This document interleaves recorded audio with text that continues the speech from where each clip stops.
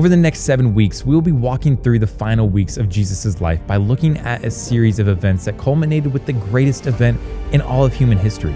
Everything from Jesus descending into hell, the triumphal entry, crucifixion, resurrection, and everything in between. Join us in person or online as we journey through Jesus' final days on earth and why we're still talking about it nearly 2,000 years later.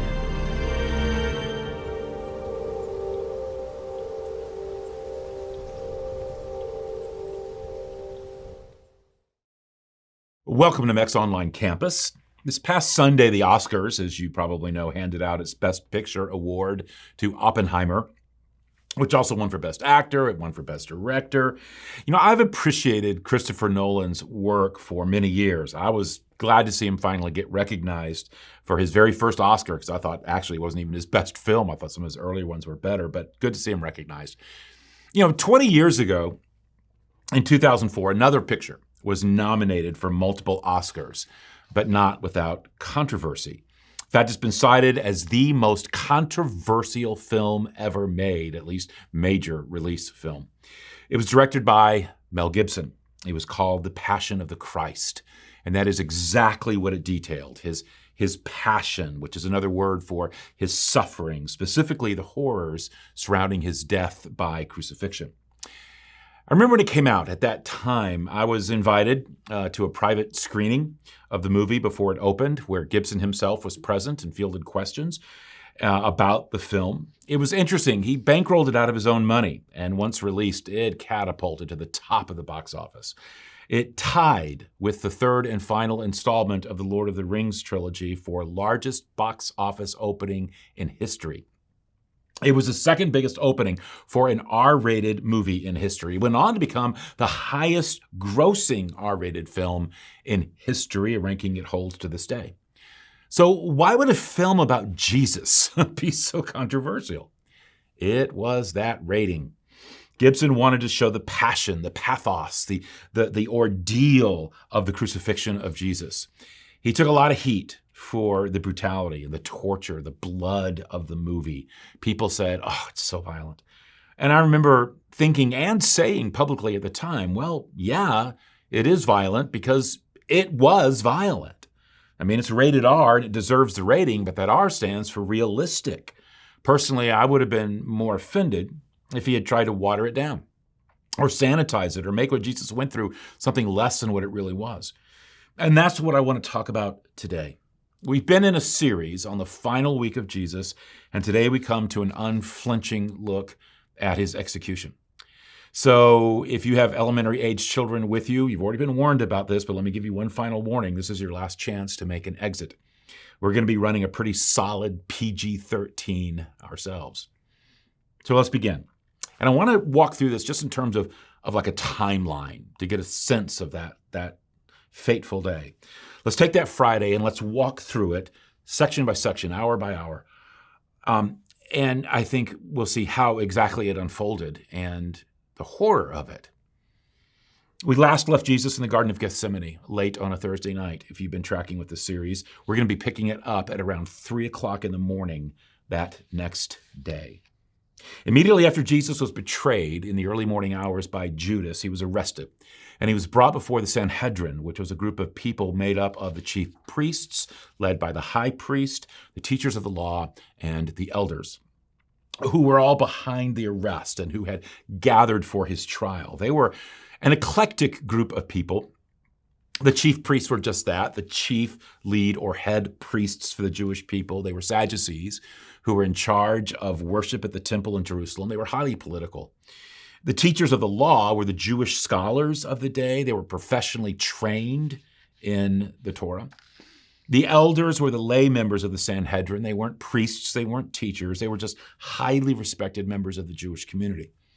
The Sanhedrin was the high court of the Jews. The 71 members were made up of the chief priests and the elders and the teachers of the law. And then kind of as a side group were the Pharisees, kind of on the outskirts of power.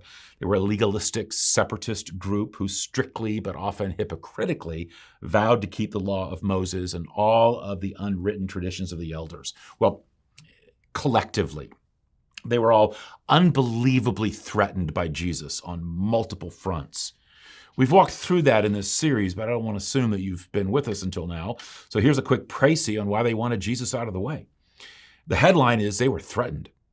They were threatened spiritually because Jesus took their stripes of legalism and liberalism and traditionalism to task.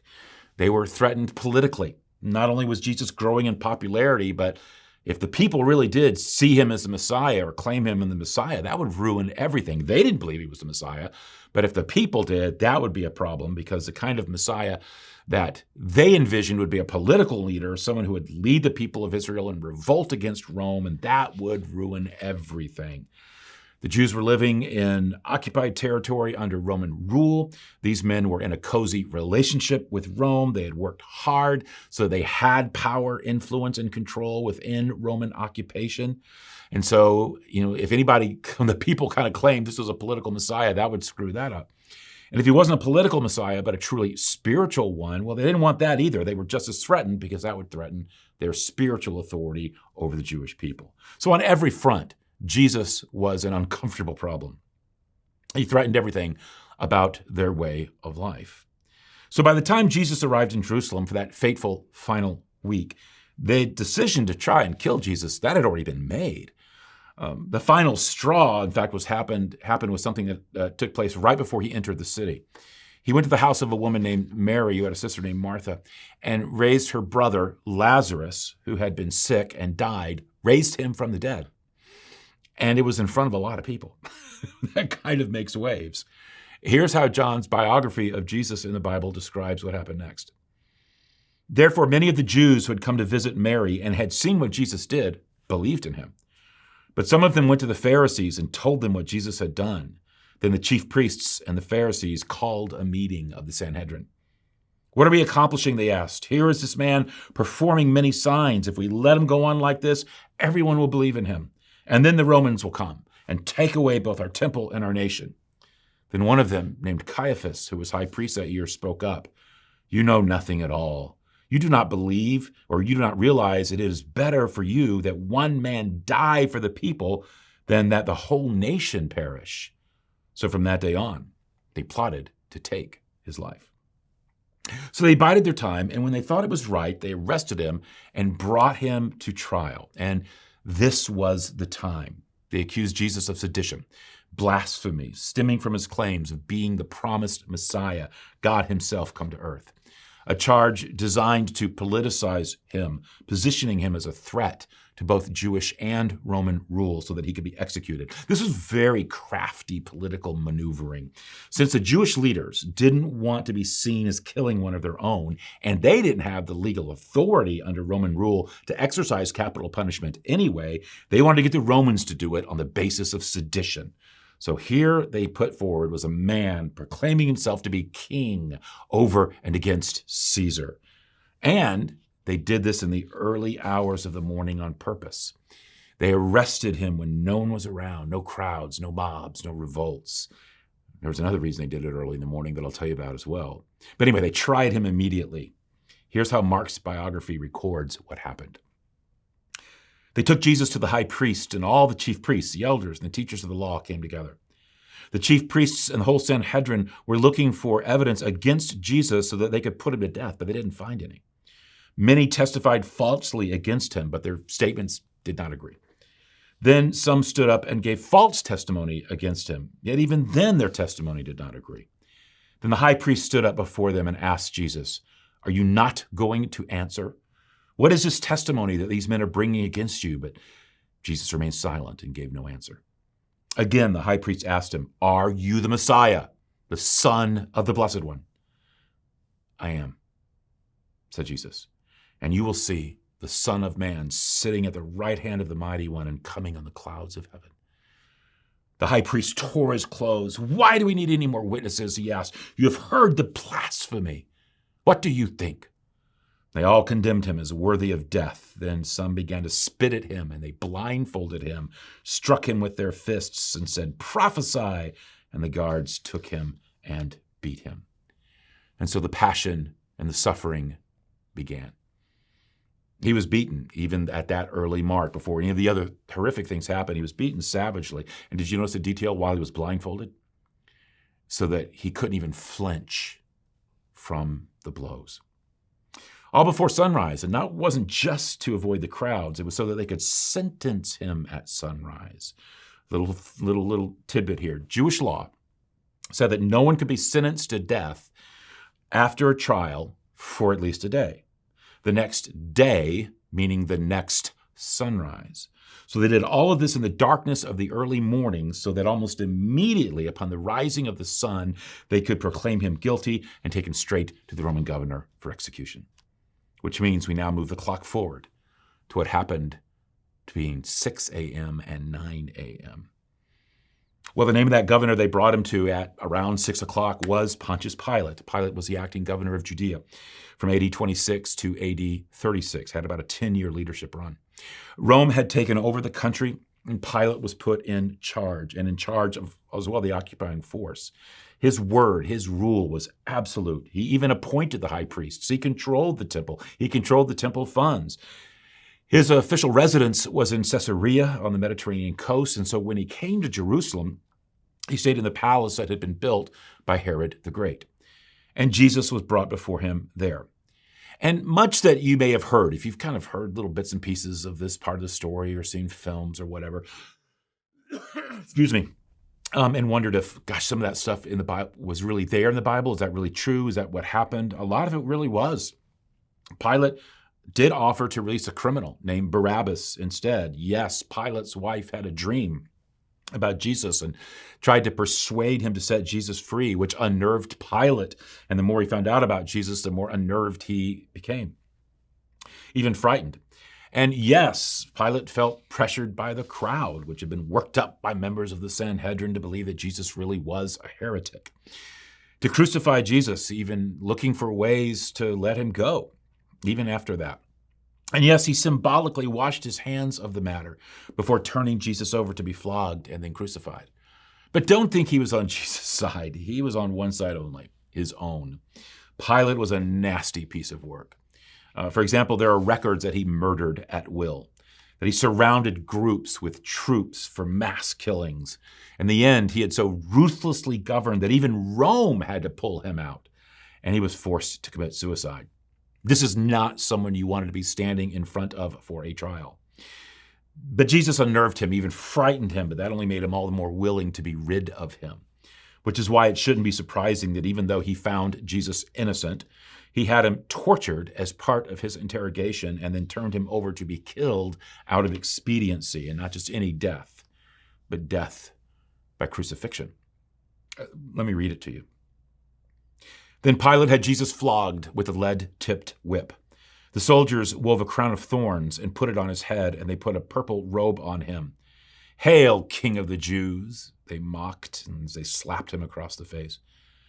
Pilate went outside again and said to the people, "I'm going to bring him out to you now, but understand clearly that I find him not guilty." Then Jesus came out wearing the crown of thorns and the purple robe, and Pilate said, "Look, here is the man." When they saw him, the leading priests and temple guards began shouting, "Crucify him, crucify him." "Take him yourselves and crucify him," Pilate said. "I find him not guilty." The Jewish leaders replied, "By our law, he ought to die because he called himself the Son of God." When Pilate heard this, he was more frightened than ever, and he took Jesus back into the headquarters again and asked him, "Where are you from?" But Jesus gave him no answer. "Why don't you talk to me?"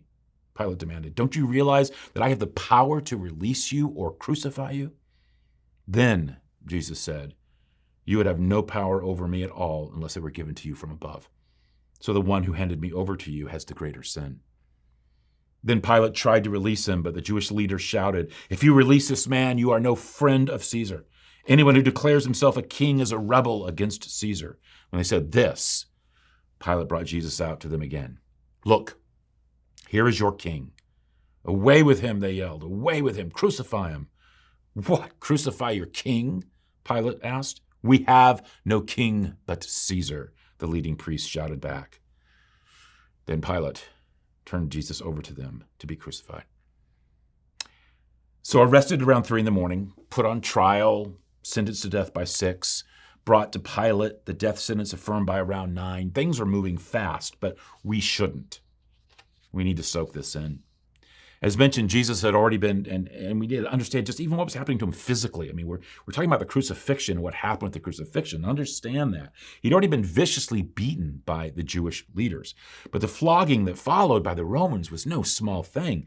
We read that a lead-tipped whip was used, what they refer to as kind of like a cat of nine tails, like this, got that snagged there on the carpet, but it would have these hooks at the end, and they were weighted down by these pellets. It was a vicious thing to even be created, and they were embedded. The ends were with this bone and this metal, but not just any metal, that razor sharp hook, so that when it hit your back, it dug in. The hooks dug into the flesh, and then when the whip was pulled back, whatever flesh that this was hooked onto was ripped off.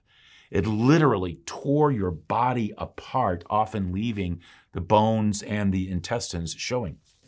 Most floggings were limited to 39 lashes because beyond that was considered a death sentence. To sentence someone to 40 lashes or more was sentencing them to death. But the Romans were so brutal that they seldom followed those limitations, which is why it was not uncommon for people to die by flogging alone, no matter how many lashes had been ordered.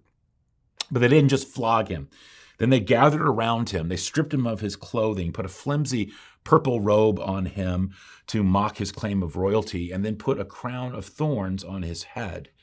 Something like this is probably what you've seen pictured in movies or art, but this is really misleading because what would have been used for the crown was probably a date palm.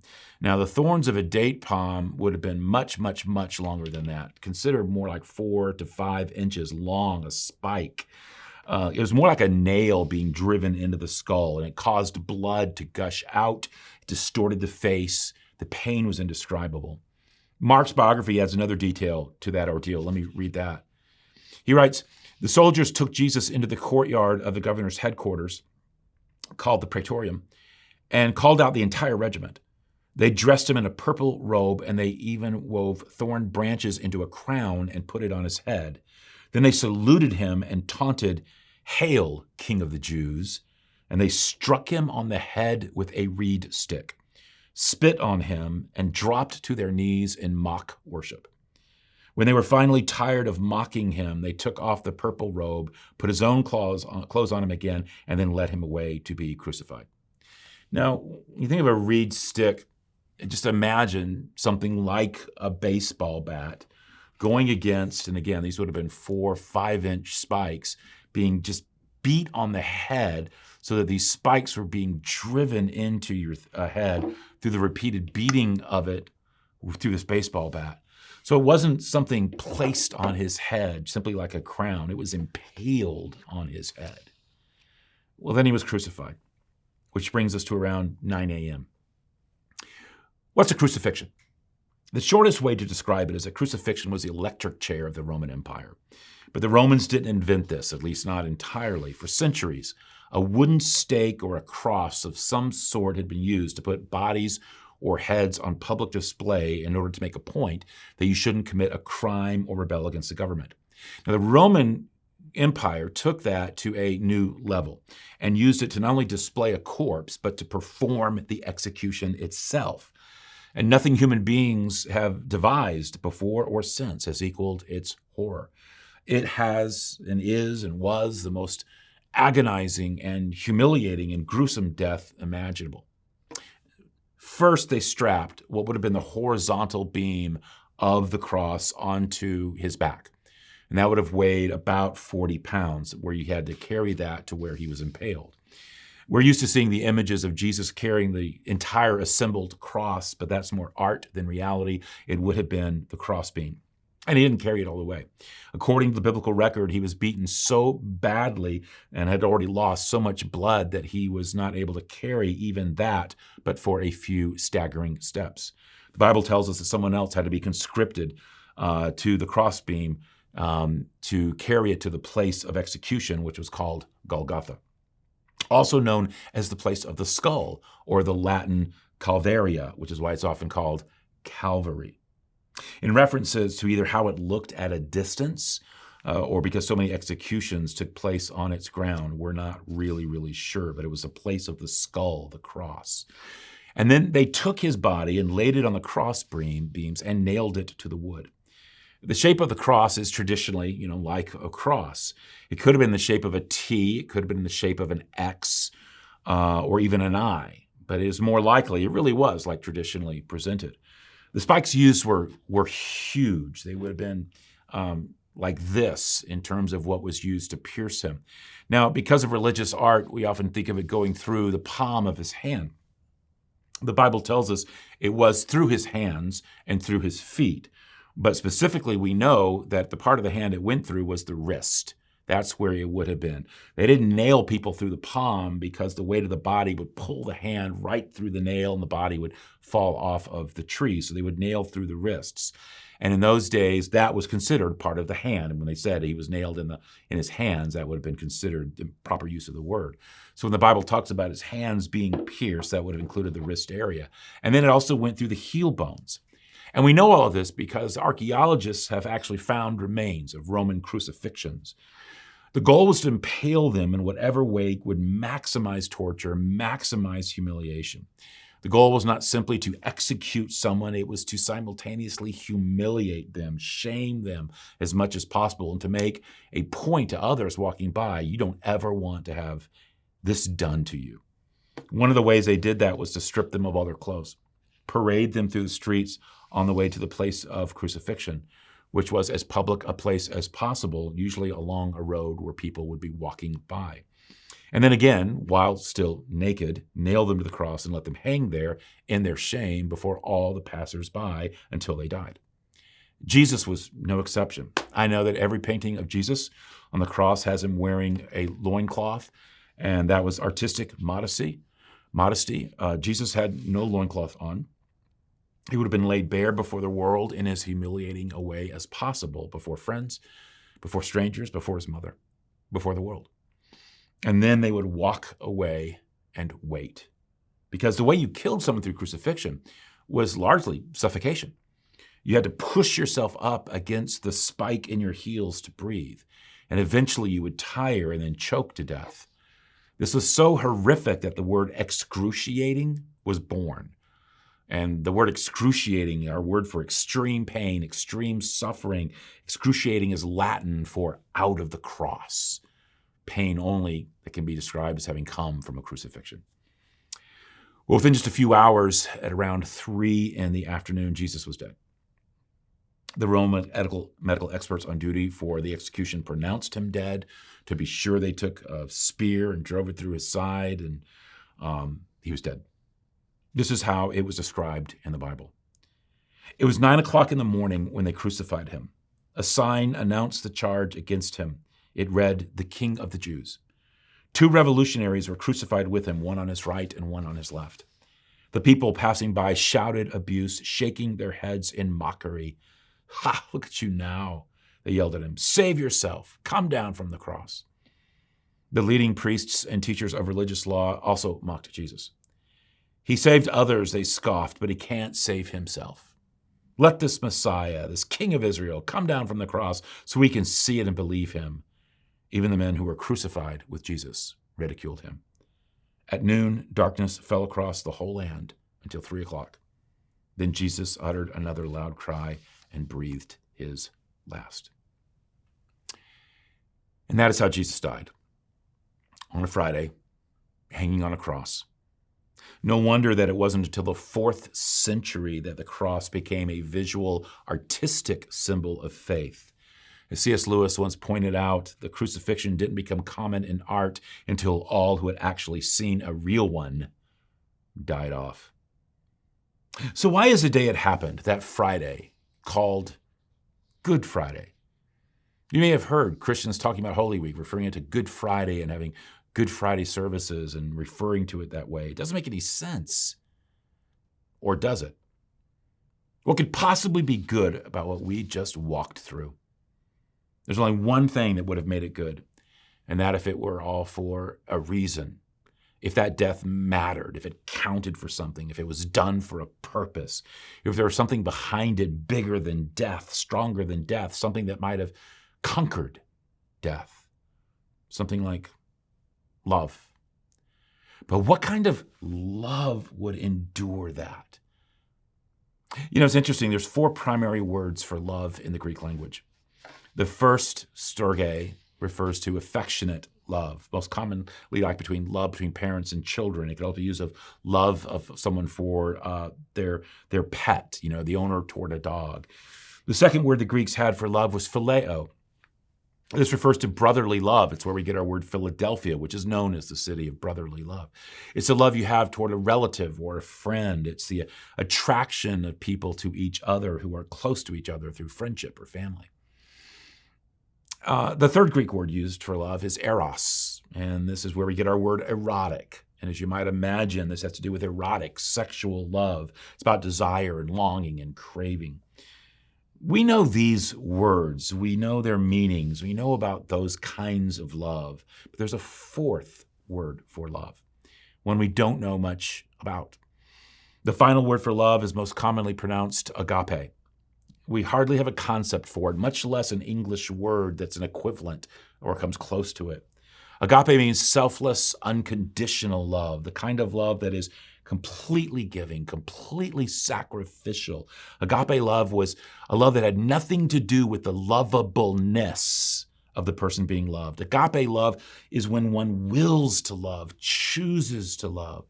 So it's not about someone loving us out of obligation or attraction. This is a love that has nothing to do with anything we bring to the table at all. It's entirely about the one who loves. It's like a story that Henry Nouwen once told about a man who was trying to save a scorpion from a river that was flooding. And every time he tried to reach out to save the scorpion, which was dangling on a limb over the rushing waters, the scorpion stung his hand with great force. Someone came up behind him, saw what he was doing, and said, you'd be better off, not messing with that scorpion because you're just going to get stung over and over again. And the man replied that he knew the scorpion would sting him. That was its nature. He said, but that has nothing to do with my nature to love and to try and save. The word agape was never much used before the writers of the New Testament. But in the New Testament, in those pages, it comes up again and again and again. It is the word most used for love in the Bible, over 300 times, and for one simple reason. It's the word used to describe God's love for us. The heart of the message of Jesus, the heart of the Christian faith, the one big idea coursing through the veins of the Scriptures is that we, you and I, are sinners, we're moral screw-ups, but oh my gosh, are we fiercely loved by God. Meaning God's love has nothing to do with our lovableness. It is an agape love. This is how Paul wrote about it in his letter to the Romans in the New Testament. He says, we can understand someone dying for a person worth dying for. We can understand how someone good and noble could inspire us to selfless sacrifice. But God put his love on the line for us by offering his Son in sacrificial death while we were of no use whatever to him. A Christian, a Christ follower, a believer is someone who knows this and enters into that love relationship with the living God through Jesus. God has one primary agenda for the world. It's his love, his forgiving love, his enduring love, his inviting love. The whole reason Jesus came was for people to see and to know this love. And then to see and to know this love is what it means to be saved. We deserved to be on that cross. That was our death. That was the end game for us, unless somebody stepped in and took our place. I mentioned C.S. Lewis earlier. He writes this about the agape love of God. He said, God, who needs nothing, loves into existence wholly superfluous creatures in order that he might love and perfect them. He creates the universe, already seeing, this is interesting, he creates us, already seeing the buzzing cloud of flies about the cross, the flayed back pressed against the uneven stake, the nails driven through the mesial nerves, the repeated incipient suffocation as the body droops, the repeated torture of back and arms as it is time after time for breath's sakes hitched up. Herein is love. There was a monk in the Middle Ages, loved and respected by his people, who announced that on a particular evening he would preach a sermon on the love of God. When the time came for the service, the cathedral was just packed to capacity, and the monk came to the front and he lit a single candle. And he walked up to a life-size statue of Jesus that was hanging on the cross. And without saying a word, he held the candle up right before the nail-pierced hands. And then he moved it over to the sword-pierced side. And then he lifted it high up to the thorns piercing his brow. And then he returned the candle to its place, and he left the cathedral. Not a word was spoken, but people never forgot the monk's message on the love of God. And I hope you don't either. I hope you never forget that Friday, that horrific, excruciating, good Friday. Good because it was drenched with agape love. Well, there's two more big events in the last week of Jesus. You know the one we're going to be talking about on Easter weekend, the resurrection. But do you know what happened between his death and resurrection? What he did, where he went? Next week, we'll find out. Until then, let me pray for you. Father, all I can say is thank you for that amazing love. How can it be that you would die for me? And I'm the one who caused you that pain. For me, you pursued death. Thank you. In Jesus' name.